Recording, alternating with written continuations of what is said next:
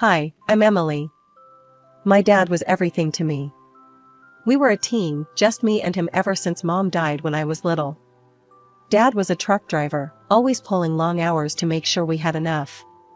Every night over dinner, he'd talk about the importance of sticking it out in school, making something of myself. He managed to save just enough to get me started in college. It was at college during orientation week that I bumped into Mark. Literally bumped into him, spilling his coffee all over his shirt. "Watch it," he snapped at first, eyes flashing annoyance. Then, his face softened as he took a good look at me. "Sorry, that was harsh.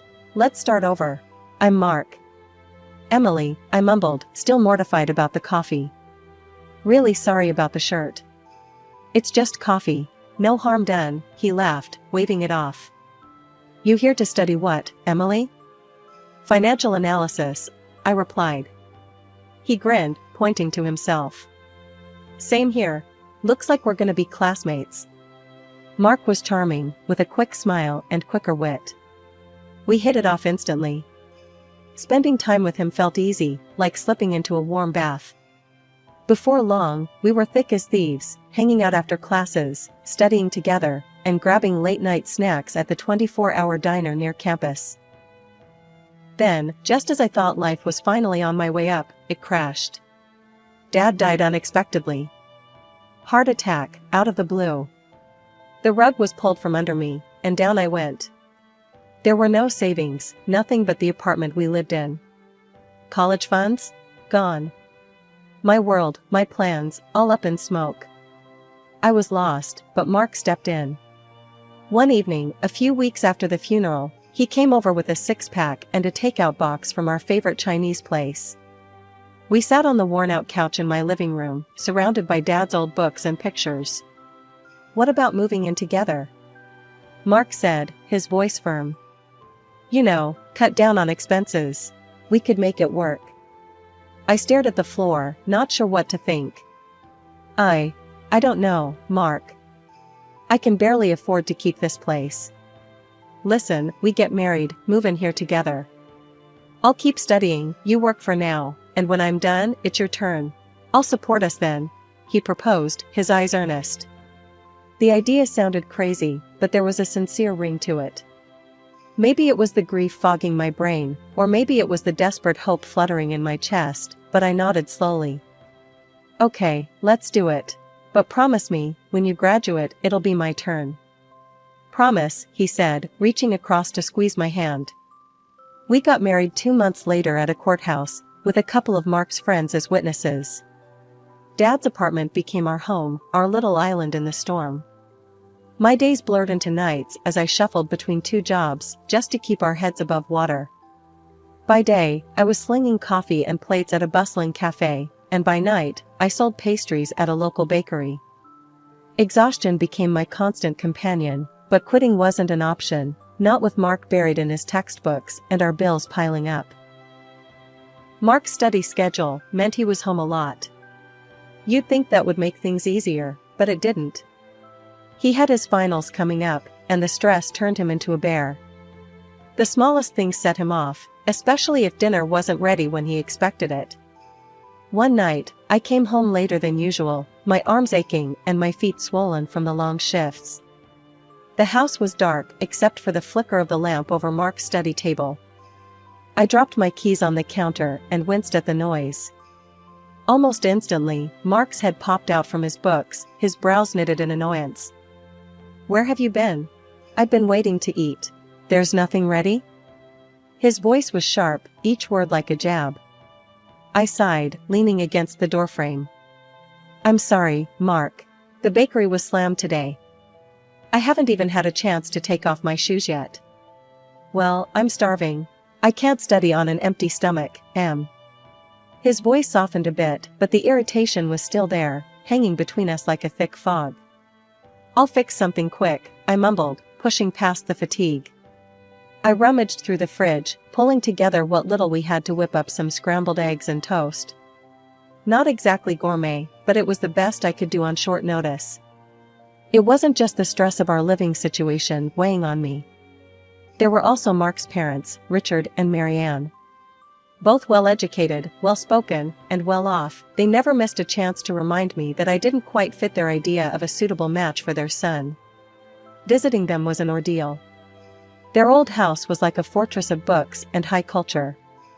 Each room overflowed with literature and artifacts from their travels around the world.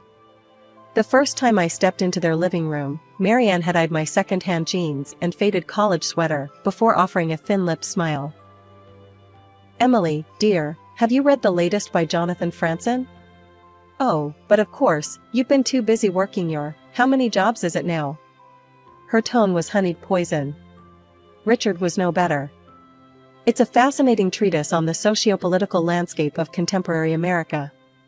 But, let's discuss something simpler. His chuckle was a soft knife, and I felt my cheeks burn with humiliation. I tried to hold my own, to nod along, to throw in a comment here and there, but it was like shooting arrows in the dark.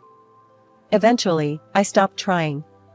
One evening, after a particularly grueling shift at the cafe, I mustered the courage to tell Mark how I felt. "Your parents, they don't think I'm good enough for you, do they?" I asked him as he clicked away on his laptop. Mark didn't look up.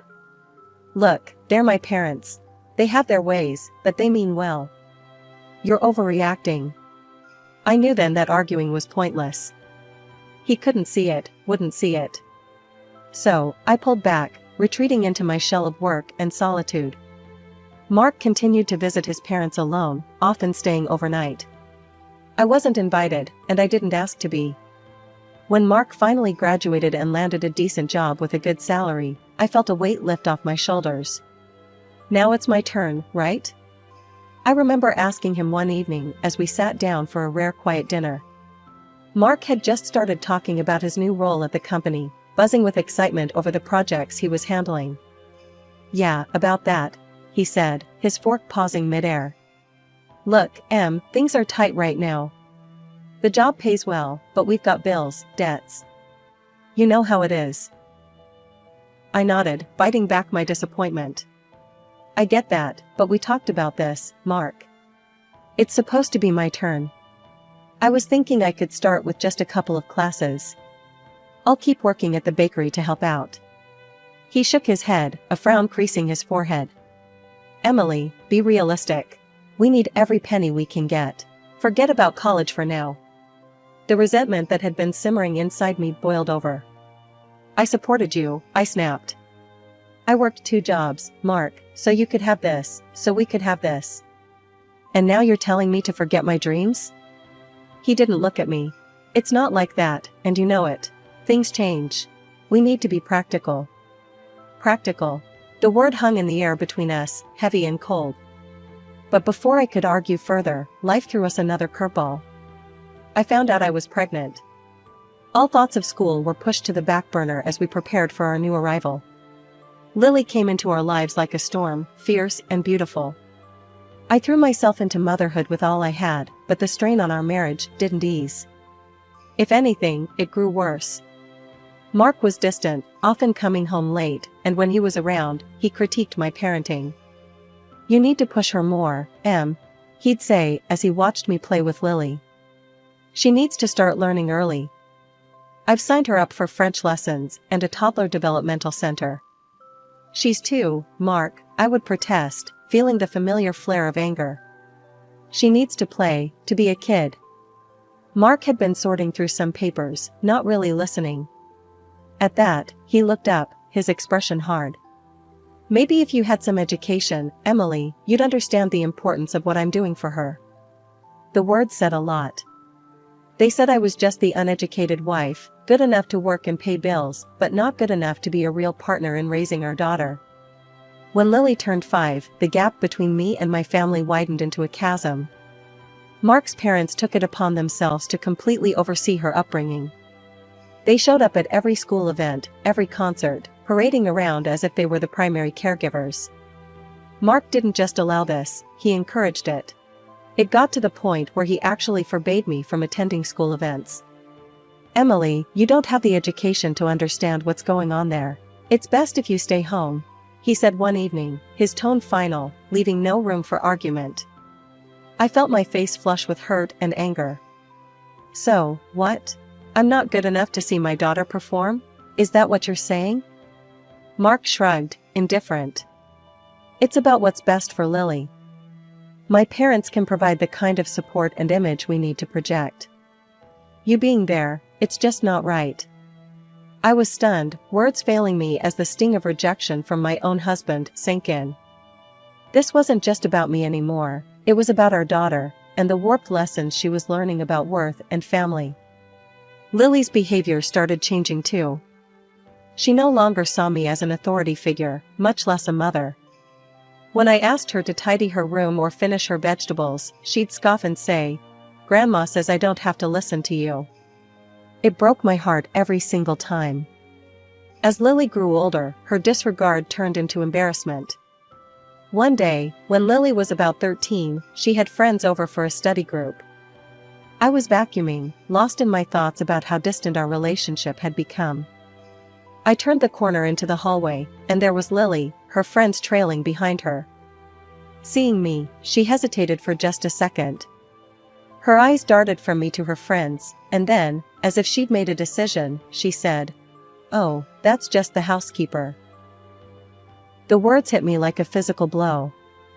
I stood there, frozen, as her friends nodded casually and followed her into the room. As soon as I was sure they were out of earshot, I rushed to the bathroom, tears streaming down my face. How had it come to this? How had I become a stranger in my own daughter's eyes? That evening, after Lily's friends had left and we were alone in the kitchen, I confronted Mark. "Did you know what Lily calls me in front of her friends? The housekeeper. That's what she thinks of me, thanks to you and your parents." Mark didn't even have the decency to look surprised. He just kept scrolling through his phone. "Well, what did you expect, Emily? You set yourself up for that by never pushing back. If she doesn't respect you, it's because you never demanded it." I stared at him, the man I had married, the man I had supported through college, and didn't recognize him. He was a stranger, one who valued appearances over family, image over substance. Turning 36 was supposed to be a fresh start, a chance to mend fences and rebuild the bridges. With that little hope, I booked a table at one of the nicer restaurants in town, a place where Mark and I once celebrated happier times. I even splurged on a new dress, something simple yet elegant, hoping to light up Mark's eyes like I used to. I came home that evening, the fabric of my new dress swishing softly against my legs, feeling a mix of nerves and excitement. "Mark, Lily, hurry up and get ready. I booked us a table for my birthday. It's going to be special," I announced, trying to inject some cheer into my voice. Mark looked up from his laptop, his face blank, while Lily didn't even bother to pause her video game. "Go out with you? In that?" Mark snorted first, and then Lily joined in, her laughter sharp and mocking. "What's wrong?" I frowned, looking down at my dress. "You think you look good? You look like a scarecrow," Lily scoffed, her words slicing through me. "I'm not going anywhere with you. You'll just embarrass us. Yeah, let's not pretend we're some happy family. You're just an ignorant loser, Emily. What were you thinking?" Mark's voice was cruel, devoid of any warmth. The room spun a little, their words hitting like physical blows. "But I thought we could all have dinner together. Like a family," I stammered, my voice barely above a whisper. "A family? With you?" Mark laughed, cold and harsh. He thrust an envelope at me. Confused, I opened it slowly. It was a divorce application. "This is my final gift to you," he said, his tone final. I stood there, the paper shaking in my hands. This wasn't happening. It couldn't be. "We're moving out, Mom. To the nice part of town, with Dad. There's no place for you there," Lily added, her voice echoing her father's disdain. "You can keep this old place." They packed their bags that night. I watched, numb and broken, as they hauled their belongings out of the apartment. Mark didn't look back, his steps never faltering. Lily followed him, her eyes avoiding mine, as if I were a stranger, not the mother who had cradled her, soothed her nightmares, and cheered for every little milestone. The door slammed shut, the sound echoing through the now empty apartment. I sank to the floor, my birthday dress crumpled beneath me, the divorce papers clutched in my fist. The tears came then, hot and unending, mourning not just the end of my marriage, but the loss of my daughter, my family, my whole world.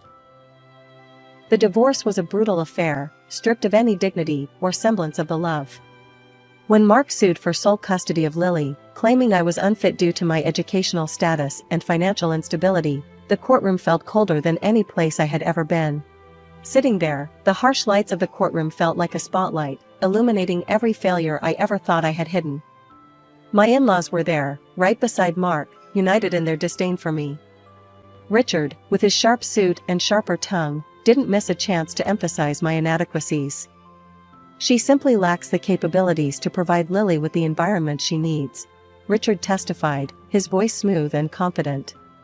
Her lack of education and refinement, quite frankly, it's not up to the standard a child like Lily deserves. Marian nodded along, her agreement silent but palpable in the tight press of her lips. I wanted to scream, to tell them that love can't be measured in diplomas or bank statements, but the words choked in my throat, strangled by the weight of my grief. When it was my turn to speak, my voice was a mere whisper, barely audible even in the hushed courtroom. I have always done my best for Lily. I love her more than anything, and all I've ever wanted was to make her happy. The judge looked at me, his expression unreadable, and then scribbled some notes that felt like the final nails in the coffin of my parental rights. The gavel fell with a sound that echoed like a door slamming shut on my heart. Custody was granted to Mark, and with it, a clear message: I was not enough. Walking out of the courthouse, the sky was a brilliant blue, mocking me with its clarity. I felt anything but clear, everything was a blur, the faces, the city, my future. But amid the chaos of my thoughts, a spark of defiance flickered to life. They thought I was done, that I would crumble, but I wouldn't give them the satisfaction. I turned to my old friend Sarah, who had come to support me at the trial. I'm going back to college, I declared, the words feeling like shards of glass in my mouth, sharp and dangerous. Sarah's eyes widened. Are you sure, Em? After everything? Especially after everything, I said, the resolve hardening inside me like cement. I need to do this, for myself. I need to show them, and me, that I'm more than what they think. The journey back to college was a Herculean task. I scrimped and saved every dime, and took on extra shifts at the bakery. The nights were long, filled with textbooks and the soft hum of my old laptop as I revisited lessons I had abandoned years ago. Social media was a constant reminder of the life I had lost. Pictures of Mark, Lily, and a woman with a too bright smile in luxurious settings filled my feed. They looked happy, untouched by the turmoil they had left in their wake. The sting of their apparent happiness fueled me, driving me to study with even more vigor. By the end of the semester, my grades were at the top of my class. The professors took notice, often using me as an example for younger students. See what determination looks like, they would say, pointing to my work. The recognition was bittersweet. With each accolade, I felt a mix of pride and sorrow. Pride for my achievements, sorrow for the reason behind my drive. But no matter how hard it was, I pushed forward, building a new life from the ashes of the old. Graduation day was a blur of pride and pomp, my name echoing in the auditorium as I walked across the stage, diploma in hand. My professors furnished me with glowing recommendations that opened doors I once thought permanently closed. I landed a job at a reputable financial firm. Starting as a junior analyst, I immersed myself in work, my life becoming a cycle of reports, meetings, and endless learning. Within 5 years, I was leading my own department, a testament to the relentless nights and skipped social outings.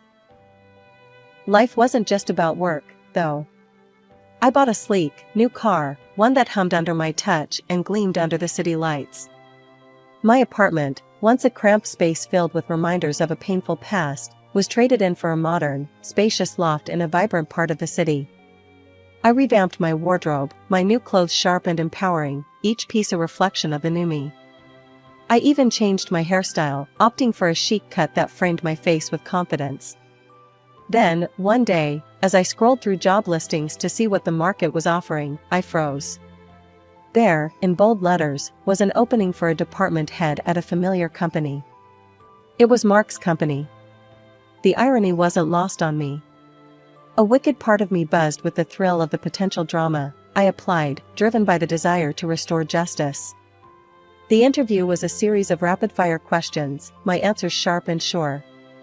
The panel was impressed, and by the end of the week, I had the job. The head of the company, Mr. Clarkson, introduced me to my new team. Team, this is Emily. She'll be taking over as your new department head. I expect everyone to give her your full cooperation. The room was a mix of curious and welcoming faces, but one stood out, his expression unreadable, Mark. His shock was palpable, his eyes widening as he took in my transformation from the woman he once discarded to the boss he now had to answer to. After the introduction, Mark lingered, his pride obviously bruised. When we were alone with Mr. Clarkson, he couldn't hold back. Why her? I applied for this position. I have more experience with the company. Mr. Clarkson looked from Mark to me, his expression calm. Mark, while your familiarity with the company is appreciated, it's the broader expertise and strong leadership skills we need for this role. Emily brings a fresh perspective and a proven track record that you, frankly, haven't demonstrated. I suggest you learn from her. The words seemed to crush whatever pride Mark had left.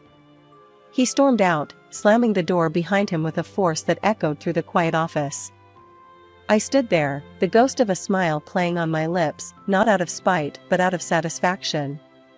After the showdown at the office, Mark couldn't handle the new dynamics. Within weeks, he resigned, his departure quiet but the talk of the office. I heard through the corporate grapevine that he struggled to find a similar position elsewhere. Things spiraled for him, and soon, the woman he was living with kicked him and Lily out, tired of his constant joblessness. They moved back in with Richard and Marianne, but it wasn't the comfortable retreat Mark had hoped for. The luxuries Lily was accustomed to were no longer sustainable, and even his parents couldn't indulge her whims as they once had. Reality bit hard, and Lily found it difficult to adjust to their changed circumstances. One afternoon, there was a knock on my new apartment door, the modern, spacious place I had made my sanctuary. I opened it to find Lily standing there, her eyes roaming over the chic decor and the city view that stretched behind me. "Wow, Mom, this place is amazing," she exclaimed, a whistle escaping her lips. "I guess I'll be staying here now." Her words hung between us, expectation thick in the air. I studied her for a moment, my heart aching with a mix of emotions. There she was, standing in my home, as if all the years of neglect and hurt could be wiped clean with a simple decision to move in. "Lily, a fresh start isn't just about a new place to stay. It's about mending things, acknowledging mistakes. I haven't heard you apologize for anything. For how you've treated me, for the things you've said and done." Her face fell, and then, as if on cue, tears welled up in her eyes. "Mom, please, I'm sorry. Can we just forget all that? I want to be here with you."